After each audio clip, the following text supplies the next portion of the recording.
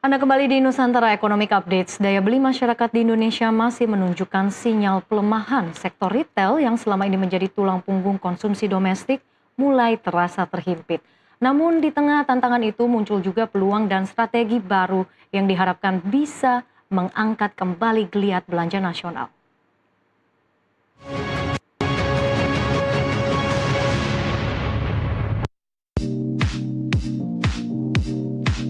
Badan Pusat Statistik BPS melaporkan inflasi bulanan pada September 2025 tercatat sebesar 0,21%. Meski naik, angka inflasi masih terkendali dan berada dalam target Bank Indonesia.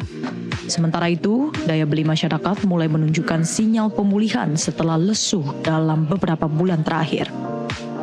Badan Pusat Statistik BPS mencatat indeks harga konsumen IHK pada September 2025 naik 0,21% secara bulanan atau setara 2,65% secara tahunan. Sementara inflasi tahun kalender tercatat 1,82%. Komponen utama penyumbang inflasi berasal dari inflasi inti yang naik 0,18% dengan andil 0,11%. Adapun komoditas penyumbang terbesar antara lain emas perhiasan dan biaya kuliah. Di sisi lain, harga pangan seperti daging ayam dan cabai merah turut memberi tekanan terhadap laju inflasi bulanan. Pada September 2025 terjadi inflasi month-to-month sebesar 0,21% dan inflasi year-on-year sebesar 2,65%.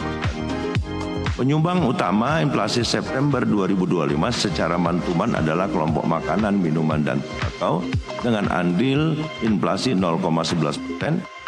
Komoditas penyumbang utama inflasi pada kelompok ini adalah cabai merah dan daging ayam ras.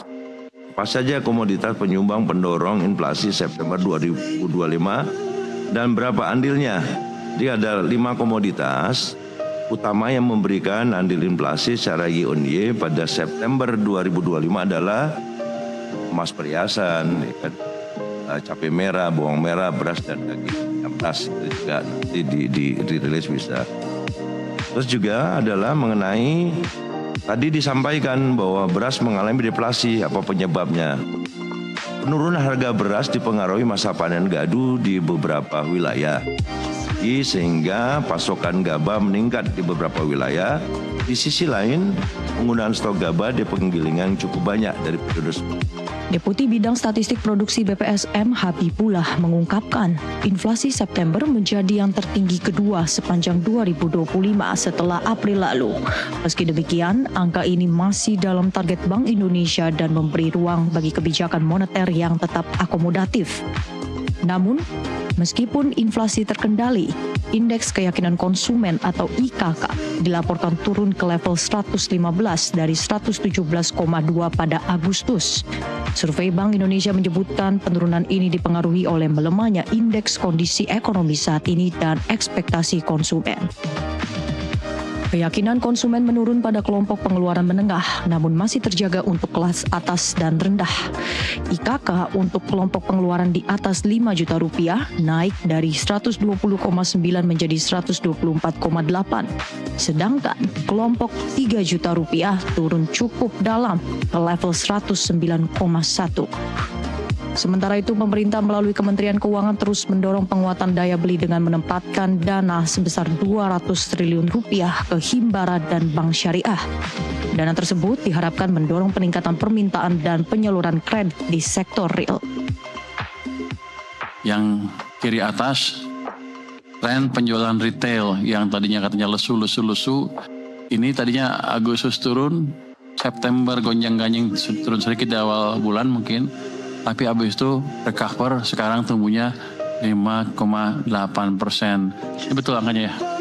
Jadi ini tertinggi dalam setahun setengah terakhir. Dalam 6 bulan dan setahun ini juga paling tinggi, dan dibanding tahun lalu sampai dengan pertengahan tuh masih paling tinggi. Jadi kita harapkan tadi kebijakan yang kita gelontorkan ke sistem yang 200 triliun itu mulai memicu juga permintaan masyarakat. Orang kan sanksi katanya, apakah itu bisa menimbulkan demand? Kelihatannya strategi saya betul, demand-nya mulai tumbuh lagi. Jadi perilaku ekonomi kita sesuai dengan di buku-buku teori ekonomi yang betul. Kalau dikasih uang cukup, akan tumbuh demandnya.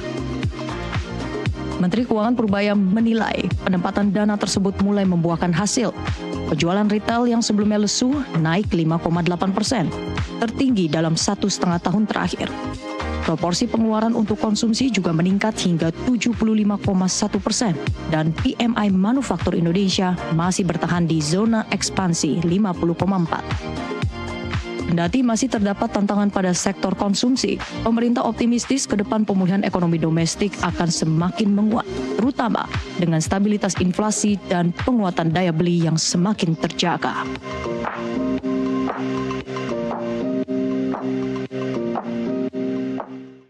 Lantas bagaimana sebenarnya kondisi industri retail saat ini? Apakah masih tertekan di tengah lesunya daya beli dan kondisi ekonomi saat ini? Sudah hadir bersama kami Budi Harjo Idwansyah, Ketua Umum Himpunan Peritel dan Penyewa Pusat Perbelanjaan Indonesia, HIPINDO. Selamat siang Pak Budi, apa kabar? Siang Ellen, baik aja. Ya, terima kasih sudah bergabung bersama kami dalam segmen khusus Industri 360 dalam Nusantara Economic Updates. Mungkin kita langsung saja melihat situasi saat ini ya Pak Budi. Pertumbuhan ekonomi kita masih stabil di kisaran 5%, tapi yang menarik perhatian adalah sektor retail justru mengalami tekanan yang cukup berat. Bank Indonesia mencatat IKK kita ini turun ke level 115 pada September. Bagaimana tanggapan HIPINDO terkait dengan hal ini? Ya, sebenarnya konsumen itu memang kita tahu kemarin kan bulan 9 ada kejadian bulan yang bulan 8 akhir itu ya, yang namanya demonstrasi itu memang membuat retail terkena impaknya. Jadi memang retail saat ini sedang dalam tahap pemulihan setelah trauma lah menurut saya, dan itu positifnya adalah statement-statement positif dari dan program pemerintah yang saat ini dikeluarkan itu sudah mulai terlihat. Artinya sudah mulai adanya statement dari Pak Menteri Keuangan untuk fokus ke sektor real, menggelontorkan dana, kalau nggak salah 200 triliun, dan itu sudah disikapi oleh bank-bank dengan memberikan kredit-kredit murah, artinya banyak sekali nasabah kartu kredit yang sekarang ditelepon gitu ya, dengan bunga cuma 2% atau berapa tuh bisa langsung mendapatkan kayak pay later gitulah, dapetin dana tunai, langsung bisa buat belanja, dan itu akan menggerakkan sektor retail. Oke, berarti sudah mulai pulih begitu ya Pak Budi, tapi sudah mulai ramai di pusat perbelanjaan atau secara transaksi ini seperti apa? Ya, jadi sebenarnya retail offline itu kan tadi indeks konsumen itu kan harus tinggi ya, sehingga orang mau berbelanja ya. Kalau orang mau berbelanja itu harus melihat situasi pemberitaan global maupun lokal. Nah, saat ini kita harapkan kestabilan politik, kestabilan juga statement-statement daripada pemerintah itu harus positif untuk mendukung sektor retail kita. Seperti misalnya kami sampaikan juga statement-statement kalau pakai kartu kredit itu bisa kena Cortex, akan terhubung ke kantor pajak. Itu membuat orang jadi tadinya mau belanja juga nggak belanja. Jadi memang harus saat ini semua diutamakan untuk menggerakkan perdagangan dalam negeri. Ekonomi kita di dalam negeri ini harus dijaga. Keluarkan kebijakan yang langsung ke sektor real, statement-statement yang bagus, sehingga masyarakat akan tidak menahan beli. Mereka akan berbelanja, ciptakan lapangan pekerjaan, itu kayak ayam dan telur. Ya pada saat sudah ada pergerakan retail kan akan tumbuh lapangan pekerjaan. Oke, kita garis bawahi bahwa belum sepenuhnya pulih begitu ya, Pak Budi. Nah, kalau dilihat secara sektor mana yang paling terdampak? Yang paling terdampak kemarin sih kita melihat teman-teman dari fashion ya, itu dan turunannya dari sepatu, baju, dan juga teman-teman dari minimarket juga terdampak ya kami melihat, karena memang sektor bawah ini kan masih dalam proses pemulihan tadi. Jadi kita harapkan juga dengan adanya rencana untuk memastikan barang beredar di dalam negeri ini semuanya mematuhi peraturan, itu juga akan sentimen positif untuk sektor retail bisa pulih kembali, karena banyak sekali barang di online. Itu menurut kami yang tidak tepat dan mengganggu ekonomi daripada yang sudah mematuhi aturan. Oke, dengan tadi memang ada shifting begitu ya dari offline kemudian juga online, tapi kita ketahui juga memang ini daya belinya sedang menurun. Apa mungkin strategi pelaku-pelaku retail yang perlu dilakukan untuk menghadapi tantangan ini, Pak Budi? Ya, jadi ada dua. Kalau yang dari kami pelaku retail di dalam asosiasi, kita bertemu pemerintah meminta dilakukan bukan BLT, tetapi kebijakan yang langsung ke bawah. Oke. Seperti misalnya stimulus untuk karyawan, stimulus untuk menggerakkan ekonomi di bawah, ya. Jadi pajaknya dikurangin, pajak reklame, costingnya bisa ditekan. Nah, kalau untuk di internal kami di B2B, ya kami melakukan satu-satunya ya dengan melakukan promosi, melakukan diskon. Karena sekarang kalau ada diskon baru orang mau bergerak. Nah, tapi sebenarnya barang-barang baru juga dibutuhkan. Kemudian izin untuk mengimport, misalkan barang itu belum diproduksi di Indonesia dan merek itu juga merek global, itu tetap harus dijalankan karena banyak orang Indonesia berbelanja ke luar negeri karena mereka mencari barang yang lengkap ada di luar, di Indonesia nggak lengkap. Nah, ini juga kami sampaikan, kelengkapan barang merupakan satu hal yang penting di sektor retail. Oke, diperlukan kebijakan yang lebih lagi. Nah, tapi berbicara terkait dengan perubahan perilaku konsumen ini juga tidak bisa dipungkiri juga ya Pak Budi. Bahkan sempat beberapa bulan terakhir ini muncul istilah fenomena baru nih seperti mungkin Pak Budi pernah dengar Rohana, rombongan hanya nanya, kemudian juga Rojali, rombongan jarang beli. Nah, apakah mungkin tren-tren fenomena perilaku seperti ini akan berlangsung panjang atau seperti apa Pak Budi? Sebenarnya memang rombongan jarang beli, datang ke mall dulu cuma nanya-nanya. Itu dari kami selaku asosiasi justru bekerja keras untuk mendatangkan sebanyak-banyaknya traffic. Artinya belum tentu beli juga nggak apa-apa. Jadi kami bikin event, bikin basar, bekerja sama dengan pemerintah, membuat acara supaya traffic dari luar negeri dan dalam negeri itu bisa datang, muter ya dari provinsi satu ke provinsi yang lain. Walaupun mereka tujuannya mungkin untuk lihat-lihat tapi makan juga ya. Karena sektor kami ini yang tadi kita teman-teman baju fashion itu memang nggak langsung orang langsung mau datang beli.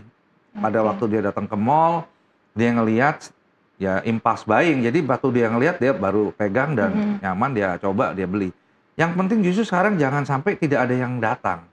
Jadi dengan adanya situasi yang kayak kemarin, itu kan orang nggak mau keluar rumah ya. Nah, kita harapkan orang sekarang bisa keluar rumah dan positif. Karena banyak gerakan program pemerintah menyentuh ke bawah. Ya kalau kita bilang secepat mungkin kalau misalnya kita ngomong makan bergizi gratis tuh kalau bisa secepatnya digerakkan hingga orang pada jualan telur, jualan ayam gitu ya. Dan jualan semuanya sehingga ekonomi berputar di dalam negeri. Setelah mereka punya uang, mereka akan berbelanja ke pusat belanja. Oke. Tapi kalau kita lihat secara wilayah Pak, apakah fenomena ini terjadi hanya di pusat perbelanjaan di kota besar atau hampir di seluruh wilayah di Indonesia? Nah ini anehnya di Pulau Jawa udah agak padat ya. Kalau di Kalimantan, di Sulawesi itu agak bagus. Growth-nya lumayan tinggi dibanding di Jawa. Jadi pergerakan pertumbuhan retail offline itu lebih besar di pulau-pulau di luar Jawa. Jadi berarti memang di sana mungkin program-program pemerintah untuk nanem atau apa, jagung semua itu bergerak dengan baik sehingga ada surplus di situ. Nah itu akhirnya ke mall juga belanja, makan dan lain sebagainya. Trafficnya itu lebih banyak di gerai-gerai retail modern atau tradisional atau seperti apa nih perbandingan perbedaannya?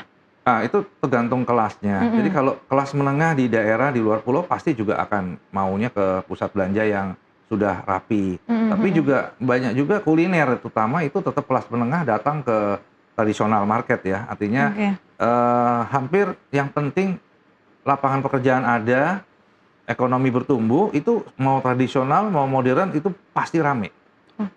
Strategi seperti promo, kemudian diskon-diskon ini masih cukup menarik para konsumen atau seperti apa Pak Budi? Ya, posisi konsumen sekarang dengan informasi yang ada di handphone itu, harga itu kan gampang dicek ya. Jadi mereka datang ke mall makan Rojali, Rohana, terus ngecek di online. Nah ini yang kita maksudkan kalau di kami di sektor offline, kami jual harga baik di offline maupun online itu bedanya nggak jauh. Nah yang kami khawatirkan itu memang untuk produk-produk yang sejenis namun tidak mematuhi peraturan. Mereka akan banyak ngecek kok harganya jauh. Nah itu yang kita sampaikan komplain bahwa harus diatur semuanya. Nah, untuk terakhir untuk saat ini memang pembeli itu kalau ada diskon karena dia mau lihat harga yang baik ya. Iya. Karena semua ngelihatnya ke harga kecuali kelas menengah atas yang branded, mereka tuh udah tahu barang bermerek, begitu ada barang baru harganya berapa juga dibeli. Itu kita cek ke teman-teman branded laku di mall-mall di Jakarta, barang baru cepat sekali dibeli. Oke, intinya konsumen ini mencari value terbaik begitu ya Pak Budi? Saat ini, ya. Untuk saat ini. Dialog semakin menarik Pak Budi, tapi kita akan jeda terlebih dahulu. Nusantara Economic Updates akan kembali dalam segmen khusus Industri 360 sesaat lagi.